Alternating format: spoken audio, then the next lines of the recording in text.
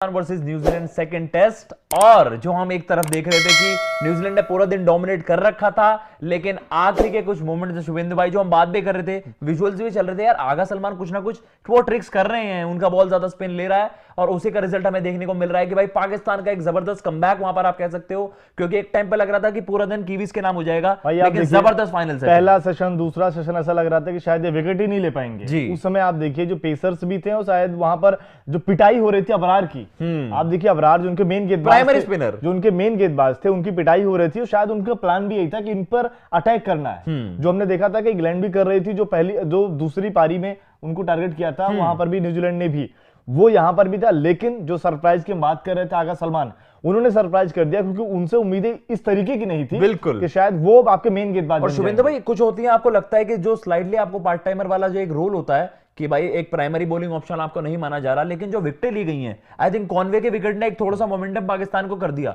वो बॉल एकदम proper off spin वाले जो आप कह भी रहे थे, तो प्रॉपर एक typical classic off spinner dismissal. पहले तो बॉल जैसा कहते हैं ना विद्या, जैसा कहते थोड़ा ड्रिफ्ट होकर अंदर आ रहा था और उन्होंने बल्ला फेंक दिया और एकदम से शार्पली जो बाहर की बॉल कटा है, तो वो बड़ा जबरदस्त डिसमिसल था। लेकिन डैरिल मिशेल वाला भी बॉल वो खेल रहे थे लाइन स्ट्रेट के लिए, एकदम से बॉल शार्पली वहां पर ऑफ स्पिन हो गई। लेकिन जो भाई नसीम शाह के हैट्स ऑफ टू हिम, जो उनका ये वाला स्पेल आया था मिड में, जो उन्होंने केन विलियमसन को वहां परेशान किया था, ब्यूटीफुल बॉलिंग। टी के बाद जो नसीम शाह का मतलब शुरुआत से ही लगा था, जब गेंदबाजी कर रहे थे तो कमेंटेटर भी बोल रहे थे यार इनको विकेट क्यों नहीं मिल रहा उस समय। और फिर वो बॉल आती है जिसमें आप बात कर रहे हैं, रिवर्स स्विंग का परफेक्ट एग्जीबिशन वहां पर दिखा दिया, बॉलें अंदर आ रही थी और एक बॉल जो उन्होंने सेम प्रेजेंटेशन उस तरीके से करी थी कि वो आप केन विलियमसन को ट्रबल ही कर रहे थे कि बल्ला फेंकूं ना फेंकूं, थोड़ा सा मतलब इंडिसीजन लग रहा था। और वो बॉल जबरदस्त था, जो विकेट टेकिंग बॉल थी, कैच भी बड़ी अच्छी थी। और यार कैच भी बहुत अच्छी थी। और उधर बाबर ने आज रिव्यू भी बड़ा प्यारा लिया, एक बहुत जबरदस्त, बार बार रिव्यू में फेल भी हो रहे थे, सरफराज वहां डिटेक्ट नहीं कर पाए थे उसको, बहुत ही फाइन एज थी। बिल्कुल सरफराज, जो कि हमने देखा कि वो लगातार रिव्यू में गलतियां कर रहे हैं, शायद वो बच गए, किस्मत थी कि 2 सेकंड पहले उन्होंने रिव्यू ले लिया, उन्हें शायद ये पूरा ठीक रहा उन्हीं के ऊपर फूटता फिर से